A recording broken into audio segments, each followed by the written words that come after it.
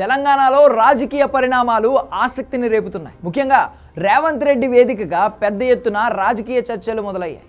ముఖ్యమంత్రి రేవంత్ రెడ్డి కాంగ్రెస్ పార్టీకి ఖచ్చితంగా షాక్ ఇచ్చే అవకాశం ఉంది అనే వార్తలు ఎప్పటి నుండో వస్తున్నాయి. ముఖ్యంగా ప్రధానమంత్రి నరేంద్ర మోడీతో పాటుగా కేంద్ర మంత్రులతో రేవంత్ రెడ్డి ఎక్కువగా సహవాసం చేస్తూ ఉంటారు.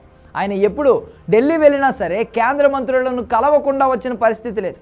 ఏఐసిసి పెద్దల కంటే బీజేపీ నేతలకే రేవంత్ రెడ్డి ప్రాధాన్యత ఇస్తున్నారు అనే ప్రచారం కూడా జరిగింది. ఇటీవల ప్రధానమంత్రి నరేంద్ర మోడీని రేవంత్ రెడ్డి కలిసిన సందర్భంగా బయటకు వచ్చిన ఫోటోలు కాంగ్రెస్ పార్టీలో పెద్ద ఎత్తున చర్చకు దారితీశాయి.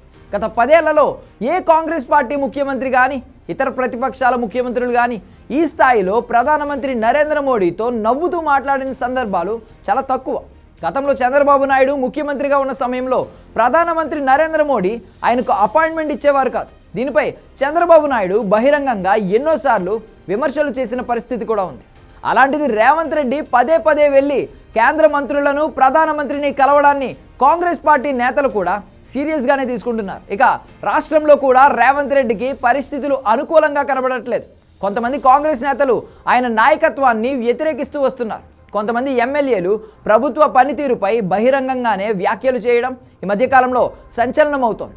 ఈ తరుణంలో రేవంత్ రెడ్డి బీజేపీ నేతలతో స్నేహం చేయడం సంచలనంగా మారింది. త్వరలోనే ఆయన కాంగ్రెస్ పార్టీకి గుడ్ బై చెప్పే అవకాశాలు ఉండవచ్చు అనే ప్రచారం కూడా గట్టిగానే జరుగుతోంది. అయితే కాంగ్రెస్ పార్టీ అధిష్టానం కూడా రేవంత్ రెడ్డిని కాస్త దూరం పెడుతుంది అనే వార్తలు వచ్చాయి. ఇటీవల కాంగ్రెస్ పార్టీ అగ్రనేత రాహుల్ గాంధీ రేవంత్ రెడ్డికి అపాయింట్మెంట్ ఇవ్వకపోవడం సంచలనమైంది. అయితే ప్రస్తుత పరిస్థితులను రేవంత్ రెడ్డి అసలు సీరియస్గా తీసుకుని విసిగిపోయినట్లు సమాచారం.